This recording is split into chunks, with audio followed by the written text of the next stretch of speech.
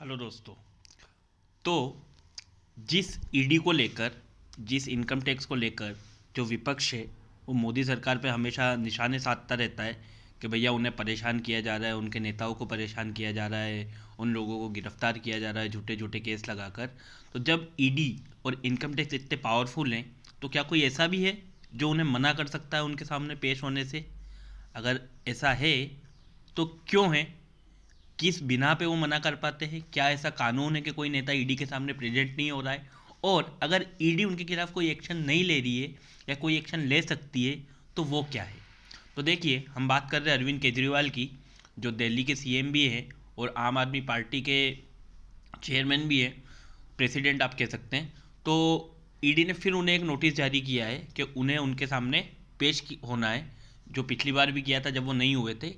तो इस बार भी अगर अरविंद केजरीवाल ईडी के सामने पेश नहीं होते हैं तो क्या स्टेप्स है जो ईडी ले सकता है, या किस बिना पर अरविंद केजरीवाल उन्हें मना कर रहे हैं? तो चलिए समझते हैं। देखिए,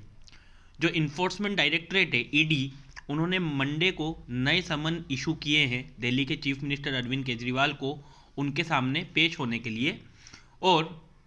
ये जो समन है ये 21 दिसंबर को इशू किए गए, और ये जो दिल्ली एक्साइज पॉलिसी केस है उससे रिलेटेड जो जांच पड़ताल ईडी कर रही है, जिसमें कि मनीष सिसोदिया और आपके जो एमपी है संजय सिंह, उन लोगों को भी अरेस्ट किया गया, वही वाला केस है। तो ये केस काफ़ी न्यूज़ में भी रहा है। ईडी ने जो ये समन इशू किए हैं, इससे पहले केजरीवाल को अक्टूबर में भी समन इशू किए थे, और तब उन्हें कहा गया था कि उन्हें 2 नवंबर को ईडी के सामने पेश होना है, जिसे उन्होंने डिक्लाइन कर दिया, मना कर दिया। और उस समय पे जो मध्य प्रदेश के असेंबली इलेक्शन थे वो उसमें कैंपेनिंग करने के लिए चले गए थे। अब दिल्ली के जो चीफ मिनिस्टर हैं, ऐसा माना जा रहा है कि इस बार भी वो ईडी के सामने नहीं अपीयर होंगे, क्योंकि उनका एक विपासना का सेशन होता है जो वो हर साल ज्वाइन करते हैं, जो दिसंबर 19 से चालू होगा। तो ये शायद दिसंबर 29 या दिसंबर 30 तक चलेगा। तो उसके कारण वो इस बार भी ये जो नोटिस आया है इसे इग्नोर करेंगे और ईडी के सामने प्रेजेंट नहीं होंगे। तो can an individual ignore summons by a central investigative agency like the ED? तो एक क्वेश्चन ये बनता है कि क्या कोई एक आम आदमी, क्या कोई एक आदमी ईडी जैसी सेंट्रल इन्वेस्टिगेटिव एजेंसी को भी मना कर सकता है कि उनके सामने अपीयर न होने के लिए? अब किस लॉ के अंतर्गत, किस कानून के अंतर्गत ईडी ने समन किया है केजरीवाल को? तो ये सेकंड टाइम है कि ईडी ने चीफ मिनिस्टर को समन भेजा है under section 50 of the PMLA, prevention of money laundering act 2002।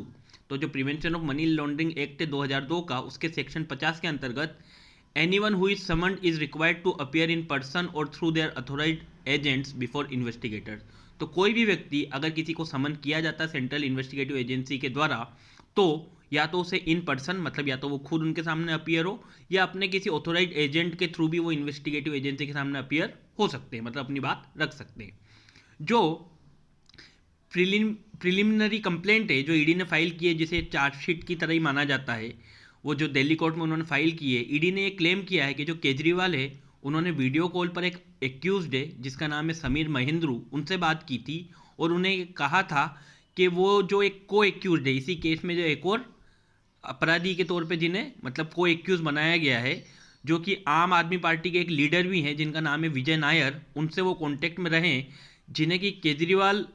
बहुत सारी जगह हिज बॉय टाइप, मतलब अपने लड़के की तरह बोलते हुए दिखे हैं। ईडी ने यह भी क्लेम किया है कि जो महेंद्रू है उन्होंने कहा है कि नायर ने ही उन्हें यह बात बोली थी कि जो नई एक्साइज पॉलिसी है वो केजरीवाल का ब्रेन चाइल्ड है, मतलब उसको जो पूरी तरीके से फॉर्म किया गया है, उसे जो पूरी तरीके से इम्प्लीमेंट करने के बारे में सोचा गया है, या उसमें जो भी रूल्स बनाए गए हैं, जो भी उसमें रेगुलेशंस बनाई गई है, ये सारी जो चीज़ें हैं ये अरविंद केजरीवाल के ही दिमाग से आई हुई है। अब why has Kejriwal decline to join the probe? अब केजरीवाल क्यों मना कर रहे हैं इसको, जांच को ज्वाइन करने से क्यों वो मदद नहीं कर रहे हैं? तो देखिए, पहली बात तो ये कि केजरीवाल ये आरोप लगाते रहे हैं कि ये जो समन्स उन्हें भेजे जा रहे हैं ईडी के द्वारा, ये बीजेपी की तरफ से भेजे जा रहे हैं, मतलब बीजेपी के द्वारा, सेंट्रल में गवर्नमेंट है बीजेपी की, तो बीजेपी के द्वारा जो सेंट्रल एजेंसी है ईडी, उसे फोर्स किया जा रहा है कि वो केजरीवाल को भी इसमें केस में इंक्लूड करे, और वो चाहते हैं कि उन्हें भी अरेस्ट कर लिया जाए, ऐसा आम आदमी पार्टी और केजरीवाल का कहना है। एंड उन्हें ऐसा लगता है कि ये उन्हें फंसाने के लिए ये सब साजिश की जा रही है ईडी के द्वारा। उन्होंने ये भी कहा कि उन्हें ये भी क्लियर नहीं है कि उन्हें जो समन भेजा जा रहा है तो उन्हें एक गवाह की तरह बुलाया जा रहा है एज अ विटनेस और एज अ सस्पेक्ट या एक अपराधी की तरह, कि उन पर शक है या वो एक गवाह के तौर पर उनकी गवाही चाहते हैं। ये चीज़ भी बिल्कुल क्लियर नहीं है। और या फिर उन्हें एक इंडिविजुअल, एक आम आदमी की तरह बुलाया जा रहा है, या उनकी जो चीफ मिनिस्टर की तरह बुलाया जा रहा है क्योंकि उनकी सरकार के द्वारा ये पॉलिसी लागू की गई थी, या फिर उन्हें आपके नेशनल कन्वेनर के तौर पर बुलाया जा रहा है। तो केजरीवाल ने ये सब अपनी बातें रखी है।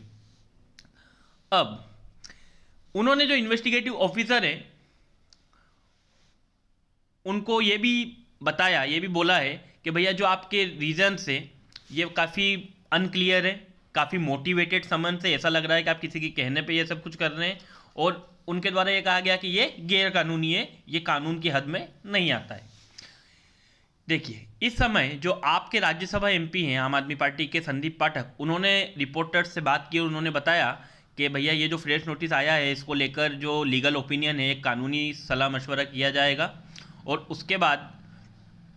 ये डिसाइड किया जाएगा कि केजरीवाल जी वहाँ पर जाते हैं या नहीं जाते। उन्होंने ये भी कहा कि भैया केजरीवाल जी का तो बिल्कुल फिक्स है कि वो इस टाइम पे विपासना का जो उनका एक वो होता है सेशन वो ज्वाइन करेंगे, और ये जो चीज़ें होती है या काफ़ी महीनों पहले डिसाइड हो जाती हैं। एंड एक लॉयर जो है उनका वो इस नोटिस को पढ़ रहा है और जल्दी से जल्दी उस पर कोई ना कोई फैसला लिया जाएगा। अब देखिए, ये तो हुआ कि अरविंद केजरीवाल क्या कर सकते हैं, ईडी क्या कर सकती है इस चीज़ को लेकर। तो ईडी जो है वो एक थर्ड नोटिस भी इशू कर सकती है केजरीवाल को लिखित में, और उनको तब तक नोटिस वो जारी करते रहेंगे जब तक कि वो उस नोटिस को मान नहीं लेते और उनके सामने अपीयर नहीं हो जाते हैं। और अगर वो फिर भी ऐसा नहीं करते हैं तो एजेंसी क्या कर सकती है, तो एजेंसी के पास है दो ऑप्शंस। पहला, वो एक कंप्लेन फाइल करेगी कोर्ट में under section 174 of the Indian penal code कि एक पब्लिक सर्वेंट के ऑर्डर का डिसओबीडियंस करना, अवमानना की जा रही है उनके द्वारा भेजे गए आदेश की। सेकंड,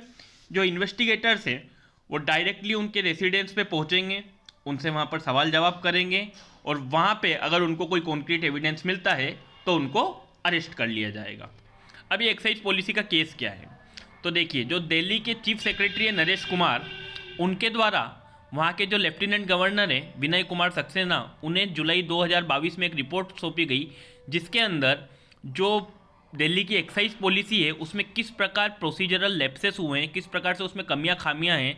उनको लेकर एक रिपोर्ट उनको सौंपी गई थी कि किस प्रकार से फ़ायदे के लिए उसमें कुछ कमियां की गई थी। अब इसमें यह भी कहा गया कि किकबैक्स रिसीव्ड बाय द आप दिल्ली गवर्नमेंट एंड आप leaders from alcohol businessman for preferential treatment, के उसमें यह भी कहा गया कि जो आपकी दिल्ली गवर्नमेंट और आपके जो लीडर्स हैं उन्हें कई फ़ायदे पहुंचाए गए, उन्हें मतलब ये इन टर्म्स ऑफ मनी भी हो सकता है, in terms of other sources भी हो सकता है। ये जो अल्कोहल बिजनेस करने वाले लोग हैं उनको प्रिफरेंशियल ट्रीटमेंट, मतलब उनको ज़्यादा वहाँ पर वो आप कह सकते हैं फ़ायदा देने के लिए जो किया गया उनके द्वारा। और ये फ़ायदे क्या क्या हैं, जैसे उनकी लाइसेंस फ़ी को